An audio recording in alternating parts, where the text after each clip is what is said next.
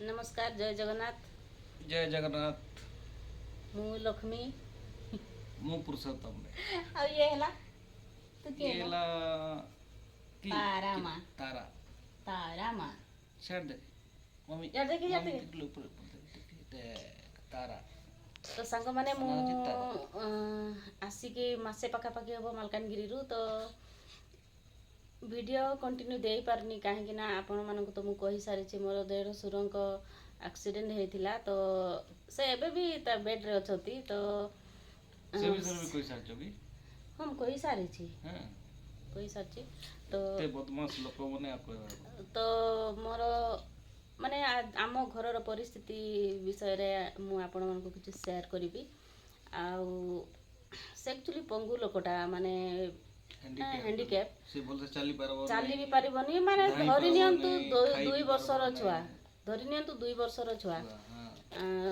झाड़ा गले निजे छुंचे पारबनी कि खाइले हाथ भी धोई पारबेनी एमती रे भी मु मोर तो डेढ़शुर हेबा ताको तो मु गोटे जेहेतु पुरुष लोक मु तो तार एते पाखक जाई पारबिनी दूर ठिया ही मात्र मु ताको सब कही देबी काहे से लाज भी जानतीनी तो दूर थी ये तो सकाଳେ उठिले तौतर होगी कम पलि जाए कम न कले खाइबू कौन तो कम पलि गले या कथा मु बुझे तो गाधा पाधा होगी से निजे जमती भी गाधेबे तो खाइबे खाइबा को देवी खाइबे आउ ड्यूटी पलि मंदिर पलि जाए सिमलीगुड़ा पलि जीव तो पचारे कड़े जाऊँ हम सब बेले कह मंदिर जाऊँ सकाळे जीव संध्या बेले आसब के संध्यार के 3टा के 4टा पुणी के 11टा राति 10टा भी हो जाए माने एतकी दिन तार किसी भी नथिला जाको भी देखले साई राम कहबो ताको समस्त सिमलीगुड़ा रे समस्त पसंद करंती समस्त पसंद करंती काबरो टंकाटे पैसा नबो नाही किछि नाही कि देले मध्य कार छुइमनी खाइबनी किछि नाही हम आजी गुरु जहा खाइ कि ना जाइथिबो ताहा ही खाइ कि ना आउथरे फेरस्ता आसला पर्यंत भोकरे ससरी थाइ कि से घरे आसला परे आउ थरे कोन भी मुठाडा खाइ बसिना का हाथ पाती कि मागो मजे नाही से नाही समस्त को भाई कहबो समस्त को भाई ना कहबो समस्त को साईराम कहबो समस्त को भलो रहेगा चलबो से सब बड़े माने धरि नियंतु 25 वर्ष हो गलानी से डेली जाए सिमलीगुड़ा बुली के आसे चल के जाए चल के आसे रोड साइड रे केबे भी तार किछि भी हेई नाही एक्सीडेंट नाही किछि नाही कि कोड पड़े नि मध्य एमती जाए सुनते आसे ले गुटे एमती अकाल रे गुटे एमती टाइम रे गुटे एक्सीडेंट कर देले गुटे लोक मने चुप था हम कथा होछु बड़ बापा विषय रे हां मामा देख देख देख देख देख एडी देख न एक्सीडेंट कर देले मु तांग मन को पैसा पत्र भी किछि डिमांड करले नै पक्का समय ठीक टाइम रे पहुंची गली लोक माने फोन करला पार्टी करना धन लोक माने फोन करला ठीक टाइम रे पहुंची गली पहुंचला परे ताको मेडिकल नवा पाई बंदोबस्त करा बोली कहली जो माने एक्सीडेंट करले से माने भी से जगह थिले से जगह रे ही थिले से माने भी घुंची जाई पार नांती अलगा लोक तांको धरथिले कौन कर पिलार पार्टी रे आपण माने कोन सुनी पारुचंती कि नहीं थिले तापर ताको गुडे मेडिकल को नवा पाई मु कहली ताको बहुत रिक्वेस्ट करली तमे किछि भी दवा दरकार खाली तार भलो मंत्री बुझदा मेडिकल पर्यंत हले जिबा चलो बोली कि ना कहली तापरे बहुत कष्ट मष्टे 108 एम्बुलेंस रे बसिले बसी कि सुनावडा एनएसी पर्यंत गले एनएसी पर्यंत गला परे सेठी गुटे 12 13 जण खणे गैदरिंग हेगिरी मते भुला बुली करगिरी से माने आमे जाउछु आ तमे बे आसा बोली कि ना कहले आमे जिबा आगरे जिबा बोली कि ना कहले तापर जायगिरी से माने गुटे शॉर्टकट रोड रे लुचि कि ना पळे गले सेमती कंडीशन रे ताकू नेगिना मो मेडिकल गली जायगिना ताकू ठीक ठाक कर घरे आइची तार कंडीशन भी भलो नाही 3 दिन मेडिकल रे रहला तापरे घर को आणलु तापरे तार अवस्था भी भलो नाही गोड़ प्लास्टर हेची माने आंठू पर्यंत प्लास्टर हेची से चाली मध्य पारु नाही बे भल से रो मो गोटे कथा कहे से माने जते बडे एक्सीडेंट कले आ तमे तो अजाणतर करिथाओ कि जानिकी करिथाओ धरिने अजाणतर करिछो पळे जिबा कोन दरकार थिला लोकटा एकुटिया देखुछ अधा बाट जाय पड़ी जाय छंती से माने बहुत रिक्वेस्ट कली देखंतु मोर किए भी नाही मोर भाई गुटे का मोर वाइफ भी तांगर गां रे थिला मलकानगिरी रे बहुत रिक्वेस्ट कली ରିକ୍ୱେଷ୍ଟ କଲା ସତ୍ତ୍ୱେ ମଧ୍ୟ ସେମାନେ କିଛି ବି ଚାଲାକି କଲେ ମୋ ସାଙ୍ଗରେ ଆଉ ଠକିକିନା ଗଲେ। ଗୋଟେ ଥର ଦେଖିବା ପାଇଁ ବି ଆସିନାହାନ୍ତି ସେମାନେ, ଆମେ ଆସିବୁ ଏମିତି ସେମିତି କହିଲେ। ଆଉ ତା ବଦଳରେ ମୁଁ ସେମାନଙ୍କୁ ନ ପାରିକିନା ପୋଲିସ ଏଫଆଇଆର ବି ଲେଖିଛି। ଆଉ ପୋଲିସ ଏଫଆଇଆର ଚାଲିଛି ଏବେ, କ'ଣ ହେଉଛି କ'ଣ ନାହିଁ କିଛି ଠିକ୍ ନାହିଁ। ସେମିତି ହିସାବରେ ଆମେ ଦେଖନ୍ତୁ ସେ ସାଙ୍ଗମାନେ, ବି ସେ ତ କଥା ବି କହିପାରେନି କି କୋଉ ଲୋକ ତାକୁ ବଜେଇ ଦେଲା ସେଇଟା ବି ସେ କହିପାରିବନି। କହିପାରିବନି। ତେଣୁକରି ତାକୁ ଆମେ ହଁ। ଜାଣି ଜାଣିକି ସେମିତି କରିବାଟା କେତେ ଦୂର ଠିକ୍ ସେଇଟା ଆପଣମାନେ କୁହନ୍ତୁ। ଆଉ ଏଇ ଭିଡ଼ିଓ ଯେଉଁମାନେ ବି ଦେଖୁଛନ୍ତି ସମସ୍ତେ ସେୟାର କରନ୍ତୁ, ବହୁତ ମାତ୍ରାରେ ସେୟାର କରନ୍ତୁ। ଯେଉଁମାନେ ତାକୁ ସେମିତି କରିଛନ୍ତି ସେମାନେ ବି ସେ ଭିଡ଼ିଓ ଦେଖନ୍ତୁ ଆଉ ଚିନ୍ତା କରନ୍ତୁ କ'ଣ ସେମାନେ ଭଲ କରିଛନ୍ତି ନା ମାନେ ସେମାନଙ୍କ ମାନେ ତାଙ୍କର ପ୍ରକୃତି ହିଁ ସେଇଆ। ତ ସେମାନେ ଯଦି ବି ଡରିକି ପଳେଇ ଗଲେ ତ ଆହୁରି ଭାବିବା କଥା ଥିଲା ଯେ ନାଇଁ ମାନେ ଏମିତି ପଳେଇ ଯିବାଟା କ'ଣ ସାଙ୍ଗମାନେ ଭୁଲ କି ଠିକ୍ ସେଇଟା ଆପଣମାନେ କମେଣ୍ଟରେ ହିଁ ଜଣାନ୍ତୁ। ଆଉ ବହୁତ ମାତ୍ରାରେ ଏଇ ଭିଡ଼ିଓକୁ ସେୟାର କରନ୍ତୁ, କାହିଁକି ନା ଏଇଟା ହୁଏତ ସେମାନେ କ'ଣ ସେମାନଙ୍କୁ କିଏ କରାଇଥିବ ଏମିତି କରିବା ପାଇଁ। ଆଉ ନହେଲେ ଏମିତି ଯଦି ଅଧା ବାଟ ଯାଇ ସେମାନେ ଗଲେ ସିଆଡ଼େ କେତେ ଜଣ ବାହାରିଲେ? 15 ଜଣ ଖଣ୍ଡେ ବାହାରିଲେ ଅଧା ବାଟରେ, ଆଉ ଇଆଡ଼େ ସିଆଡ଼େ ହେଇକି ପଳେଇ ଗଲେ, ଆଙ୍କେ ଏକୁଟିଆ ହେଇଗଲେ। କାହିଁକି ନା ଆଙ୍କର ମାନେ କିଏ ନାହିଁ। ସେ ସାଙ୍ଗମାନେ ମୁଁ ସେତେବେଳେ କ'ଣ କହୁଥିଲି ନା ଧରନ୍ତୁ ସେ ତ କିଏ ବଜେଇଲା କ'ଣ ପାଇଁ ବଜେଇଲା ସେଟା ବି ଜାଣିନୁ କି ଆମେ ବି ଜାଣିନୁ। ସେଟା ଯିଏ ବଜେଇଛି ସିଏ ହିଁ ଜାଣିଛି କାହିଁକି ବଜେଇଲା, କ'ଣ ପାଇଁ ସେମିତି କାମ କଲା। ତ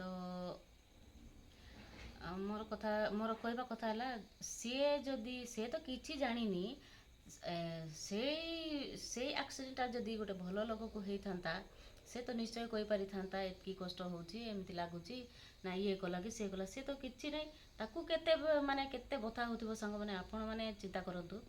ତ ସେଇ ଲୋକଟା ଯିଏ ଆକ୍ସିଡେଣ୍ଟ କରିଛି ସେ ତ ଟିକେ ବି ଭାବିଲାନି ଯେ ଇଏ ତ ଗୋଟେ ହ୍ୟାଣ୍ଡିକ୍ୟାପ୍ ଲୋକଟା, ତାକୁ ମାନେ ଆଉ ଏଇ କଥା ସତ ଯେ ତାକୁ ଜାଣି ଜାଣିକି ସେମିତି କରାହେଇଛି। କାହିଁକି ନା ସେ ତ ଏମିତିରେ ବି ଭଲସେ ଚାଲି ବି ପାରେନି, ତ ତାକୁ ମାନେ ଆମକୁ ହଇରାଣ କରିବା ପାଇଁ ତାକୁ ସେମିତି କରାହେଇଛି। ଯେମିତିକି ତା ସେ ତ ନିଜ ଭଉଣୀ ଆସିକି ସାଙ୍ଗମାନେ ଗୋଟେ ପୁରୁଷ ଲୋକକୁ ନିଜ ଭଉଣୀ ଆସିକି ନିଜ ହାତରେ ଛୁଞ୍ଚେଇ ଦେଉଛି।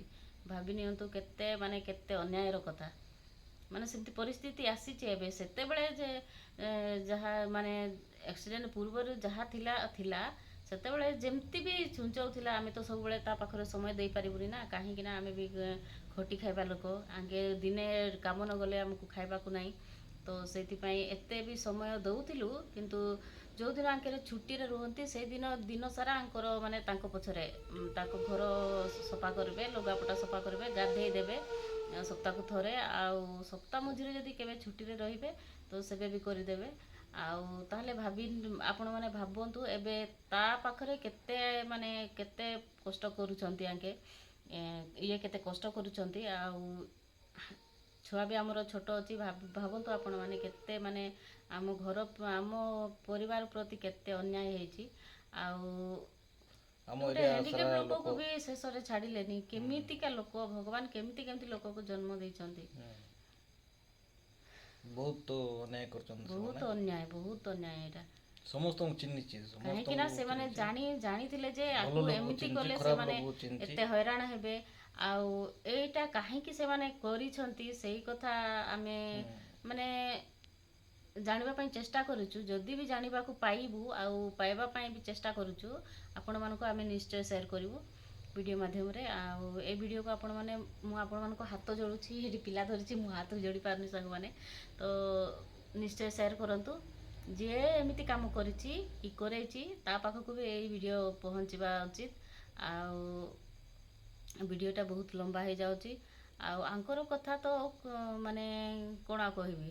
ଛୋଟବେଳୁ ତାଙ୍କେ ନିଜ ପୁଅ ଭଳିଆ ତାକୁ ସେବା ଯତ୍ନ କରିଛନ୍ତି, ଆଉ ଏବେ ବି କରୁଛନ୍ତି।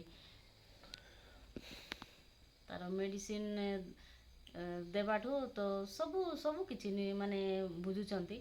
ଆଉ ଏବେ ତ ତାର 4 ଡବଲ ହେଇଯାଇଛି ବୁଝିବା ପାଇଁ। ଗୋଟେ ଭଲ ଲୋକ ହେଇଥିଲେ ସେ ଯେମିତି କିନା ବି ଉଠିକି ଟିକେ ଝାଡ଼ା ଟିକେ ଯାଇଥାନ୍ତା ଦୂରକୁ ବାହାରକୁ ଯାଇପାରିଥାନ୍ତା କି କ'ଣ ଭଲ ମନ୍ଦ କରିପାରିଥାନ୍ତା ସେ ବିଲକୁଲ କିଛି ବି କରିପାରୁନି କି ଯାଇପାରୁନି। ମୋ ଭଉଣୀ ଆସୁଛି ଖରାବେଳେ ତାକୁ ସଫାସୁତୁରା କରିକିନା ଫ୍ରେଶ୍ ସେ ବି କରିକିନା ଯାଉଛି। ମାସେ ହେଲା ମୁଁ ଡେଲି ଯିବା ସନ୍ଧ୍ୟାବେଳେ ଆସିବା କରୁଛି। କହୁଛି। ଆମେ ବି ତାକୁ ଆମର ଏମିତି କଣ୍ଡିସନ୍ ହେଇଯାଇଛି, ଇଆଡ଼େ ଛୁଆ ଛୋଟ ଅଛି, ପୁଣି ପଇସା ପତ୍ର ଆସିବ କେଉଁଠୁ? ଛୁଆ ଛୋଟ ଅଛି, ଆମର ବି ଖର୍ଚ୍ଚ ଅଛି, ତ ତାକୁ ଆମେ ଭଡ଼ା ବି ଦେଇପାରୁନୁ। ସେ ତା ନିଜ ଭଡ଼ାରେ ଯିବା ଆସିବା କରୁଛି, ଡେଲି ଆସୁଛି ଯାଉଛି, ଘଣ୍ଟା 1.5 ଘଣ୍ଟା ତା କାମ କରିକି ଯାଉଛି ଖୁଆଇ ପିଆଇକି। ସକାଳେ ସନ୍ଧ୍ୟାରେ ଆଙ୍କେ ସବୁ ବୁଝୁଛନ୍ତି। ଆଉ ଦିନବେଳେ ତ ମୁଁ ତ ମୋର ଛୋଟ ଛୁଆ ଅଛି, ମୁଁ ତ ଏମିତିରେ ବି ଦେଢ଼ ଶ୍ୱଶୁର, ମୁଁ ତ ତା ପାଖକୁ ଯାଇପାରିବିନି। ତ ତା ଭଉଣୀ ଆସିକି ସେ ବି କେତେ 7 କିଲୋମିଟର ଦୂରରେ ଥିବ ନାଇଁ କି? ସେତିକି ଦୂରରୁ 6-7 କିଲୋମିଟର ଦୂରରେ ଅଛନ୍ତି। ସେତିକି ଦୂରରୁ ଆସିକି ମାନେ ବୁଝିକି ଯାଉଛନ୍ତି। ତାହେଲେ ଭାବନ୍ତୁ ଆପଣମାନେ ଏଇଟା କେତେ ବଡ଼ ଅନ୍ୟାୟର କଥା ନେଇକି। ତ ଭାବିଲେ ବହୁତ ଖରାପ ଲାଗୁଛି। ଯେଉଁମାନେ ବି ଏଇ କାମଟା କରିଛନ୍ତି ସେମାନଙ୍କୁ କ'ଣ ଏବେ କେମିତି ଶାନ୍ତିରେ ବୁଲାବୁଲି କରୁଛନ୍ତି, ଏଇଟା ହେଲା ବଡ଼ କଥା ସାଙ୍ଗମାନେ। ତ ଆହୁରି ଯଦି ଆମେ ଜାଣିବାକୁ ଚେଷ୍ଟା କରୁଛୁ, ଯଦି ଯଦି ଜଣା ତ ପଡ଼ିବ, ସତ କେବେ ଲୁଚି ରହେନି। ଆଉ ଯେଉଁମାନେ ବି ଏମିତି କାମ କରିଛ ନା, ଯଦି ଏଇ ଭିଡ଼ିଓଟା ଦେଖୁଥିବ ତ ତମମାନଙ୍କୁ ମୁଁ କହିଦେଉଛି, କ'ଣ ଟିକେ ବି ତମର ବିବେକ ବାଧା ଦେଲାନି? ଏଇ ଲୋକଟା ସେ ତ ତା ରାସ୍ତାରେ ଯିବ।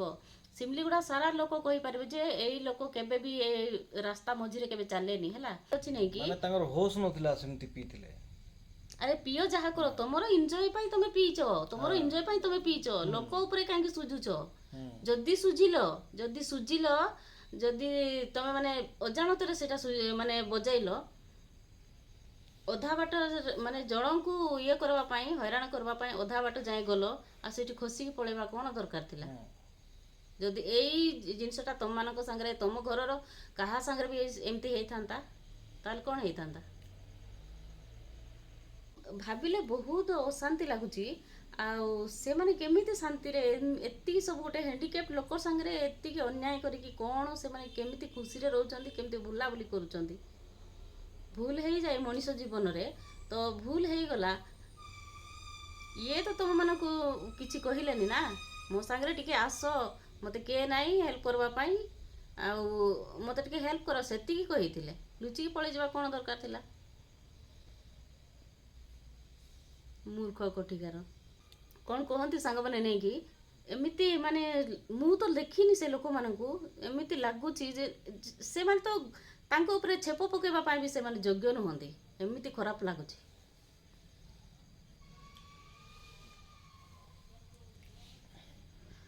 ତ ସାଙ୍ଗମାନେ ଆଜିର ଭିଡ଼ିଓ ଏଇଠି ରହିଲା।